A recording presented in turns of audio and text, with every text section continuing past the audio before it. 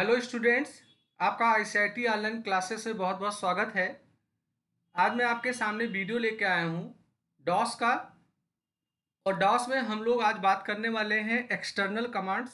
इससे पहले का जो वीडियो था उसमें भी हम लोगों ने कुछ एक्सटर्नल कमांड को चला के देखा था। आज जिन जिन कमांड की चर्चा होगी उसमें एक कमांड होगा एट्रिप कमांड और एक कमांड होगा डॉस की। ये दो कमांड का डिस्कशन हम लोग आज करेंगे।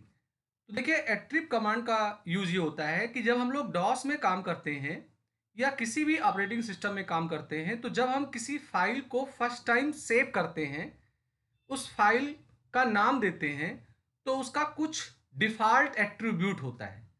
और वो डिफ़ॉल्ट एट्रीब्यूट ये होता है कि वो बाय नेचर आर्चीव फाइल होता है। आर्चीव फाइल बोलने का मतलब आपकी फाइल नॉर्मल मोड में है, कोई भी उसको ओपन करे, कोई भी उसे नष्ट करे, कोई भी उसके अंदर कंटेंट में बदलाव कर ले। पर अगर आप चाहते हैं किसी विशेष परिस्थिति में कि मैं इस एट्रीब्यूट को चेंज कर दूं, तो किसी भी फाइल के चार एट्रीब्यूट होते हैं। एक एट्रीब्यूट होता है आर्चीव माने नॉर्मल, दूसरा होता है आपका रीड ओनली माने किसी को कंटेंट में बदलाव करने की अनुमति नहीं होगी, तीसरा होगा हिडन माने dir या ओपन कमांड चलाने पे वो फाइल लिस्ट में नहीं आएगी, और एक होता है सिस्टम फाइल। सिस्टम फाइल वे फाइल होते हैं जो आपके सिस्टम के सपोर्टेड के लिए बनाए जाते हैं। तो उसी के लिए एट्रिप कमांड का यूज किया जाता है। आप एट्रिप के साथ आर लिखेंगे तो रीड ओनली होगा, ए लिखेंगे आर्चीव होगा, एच लिखेंगे हिडन की बात होगी, एस लिखेंगे सिस्टम फाइल की बात होगी। प्लस का निशान लगाने का मतलब हम रीड ओनली को अप्लाई कर रहे हैं, और माइनस का निशान लगाने का मतलब रीड ओनली लगा दिया था उसको हटाने का काम कर रहे हैं, माने रीड ओनली हटा रहे हैं। तो यहाँ प्लस का मतलब होगा कि हम अप्लाई कर रहे हैं, और माइनस का मतलब वो चीज लागू था उसे हम डिनाई करने का काम माने हटाने का काम कर रहे हैं। तो ये एट्रिप कमांड है जो अभी आगे हम लोग करके देखेंगे। एक कमांड हमारा आता है डॉस की कमांड। जैसे प्रेजेंट टाइम में हम लोग इंटरनेट को ज़्यादा यूज करते हैं, तो इंटरनेट को ज़्यादा यूज करते हैं तो उसके लिए किसी एक ब्राउज़र का प्रयोग करते हैं। तो अगर हमें कोई वेबसाइट खोलना हुआ तो हम ब्राउज़र को ओपन करते हैं, तो उसके एड्रेस बार में हमें वेबसाइट का एड्रेस यूआरएल लिखना होता है। तो अगर आप किसी ऐसे वेबसाइट का नाम या यूआरएल का नाम लिखते हैं जिन्हें आपने पहले से खोल लिया है, तो जैसे ही उसके एक दो लेटर आप लिखते हैं तो उस साइट का पूरा नाम लिख के आ जाता है, माने एक हिस्ट्री मेंटेन हो जाती है कि कौन कौन से साइट को हमने खोला है। तो दोबारा अगर हमें उन्हें खोलना हुआ तो उसका पूरा नाम नहीं लिखना होता है। तो ऐसे ही पूर्व में जब हम लोग केवल डॉस डिपेंडेंट ओएस पे काम करते थे तो सारा काम कमांड से होता था, या प्रेजेंट टाइम में भी हम लोग कमांड मोड पे काम करते हैं। ऐसे माई एसक्यूएल वगैरह या कंसोल मोड की प्रोग्रामिंग करिए तो डॉस के सेल पे या विंडो के प्रॉम्प्ट कमांड सेल पे जाके हमें कमांड चलाना होता है। तो अगर आप चाहते हैं कि जो जो कमांड मैं चला रहा हूँ उसकी हिस्ट्री बनती रहे, और चले हुए में से किसी कमांड को चलाना हो तो हमें दोबारा ना लिखना पड़े, हम कोई की प्रेस करें तो वो हमें दिखने लगे। तो डॉस की लिख के इंटर करने के बाद आप जो भी कमांड विंडो कमांड लाइन पे चलाएंगे वो सारे हिस्ट्री उनके रिकॉर्ड होते रहेंगे। अप डाउन एरो की से आप उनको रिकॉल कर सकते हैं।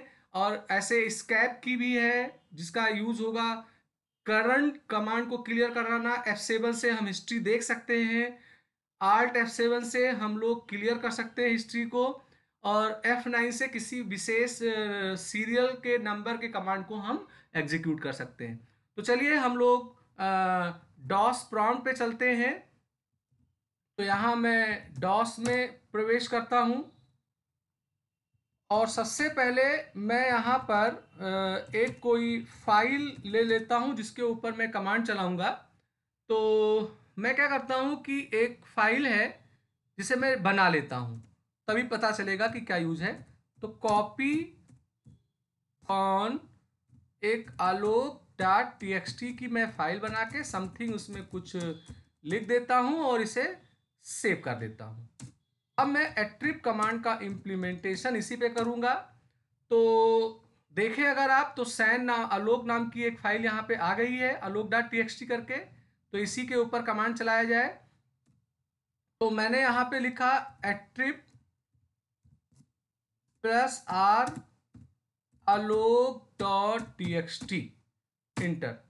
तो अभी देखिए कुछ मैसेज नहीं आया, इसका मतलब ये हो रहा है कि आपका जो alok.txt नाम का फाइल है ये रीड ओनली हो गया। रीड ओनली बनने का मतलब इस फाइल को अगर आप रीओपन करते हैं तो इसके कंटेंट में बदलाव की अनुमति नहीं होगी, और अगर आप डेल कमांड यूज करते हैं तो ये फाइल नष्ट भी नहीं होगी। आपको लिख के देगा कि एक्सेस इज डिनाइड, माने आपको अनुमति इस फाइल को नष्ट करने की नहीं है। और alok.txt को अगर आप किसी एडिटर में ओपन करेंगे तो उसमें कोई चेंजेस आप नहीं कर पाएंगे। और अगर इस एट्रीब्यूट को हटाना हुआ तो यहाँ हम माइनस का निशान लगा के इंटर कर देंगे, तो अब ये रीड ओनली वाला जो इसका एट्रीब्यूट था वो कैंसिल हो जाएगा। अभी आप इसे डिलीट कर सकते हो या इसके कंटेंट में कोई बदलाव कर सकते हो। तो फिलहाल मैं डिलीट नहीं कर रहा हूँ क्योंकि इसी पे और भी कमांड मुझे चलाने हैं। ये आलोक की फाइल दिख रही है। अब मैं इसको हाइड करता हूँ, तो यहाँ पर +H लगा के मैं अगर इंटर करूँ तो आपका आलोक वाला फाइल अब dir में नहीं आएगा। देखिए कहीं भी आलोक की फाइल नहीं आ रही है। और अगर आप इसे चाहते हैं कि वापस लाया जाए, बात आता है हिडन किया क्यों आता है। हिडन इसलिए किया आता है क्योंकि किसी को अगर आपके फाइल की सूचना मिलेगी तो वो dir या ओपन कमांड चलाएगा, उसी में दिखेगी।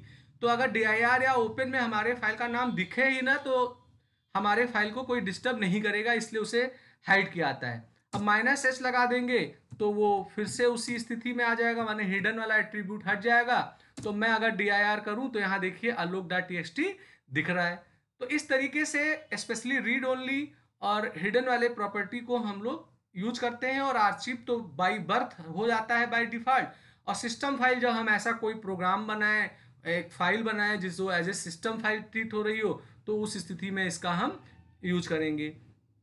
अब अगर आप देखें तो मैं कोई भी कमांड चलाता हूं, जिन्हें चला चुका हूं, तो मैं उन्हें लिखता नहीं हूं। ये कमांड देखिए ऐसे ऐसे रिकॉल हो आते हैं।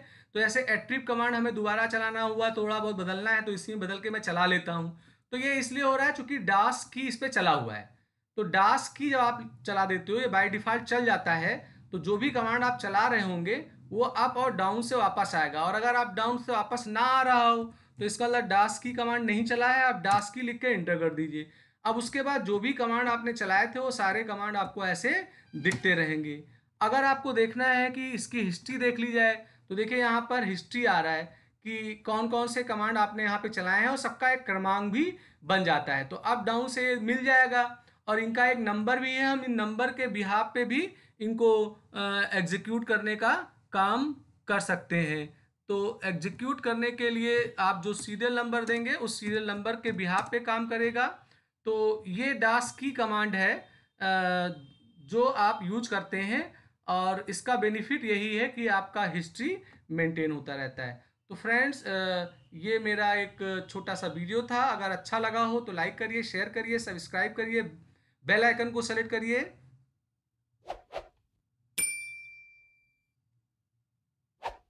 जिससे मैं कोई नया वीडियो बनाऊं तो उसका अलर्ट आपको तुरंत मिल जाया करे। आज का वीडियो मैं यहीं पे समाप्त करता हूं। कल मैं आपके लिए एक फ्रेश वीडियो लेके आऊँगा। आपका दिन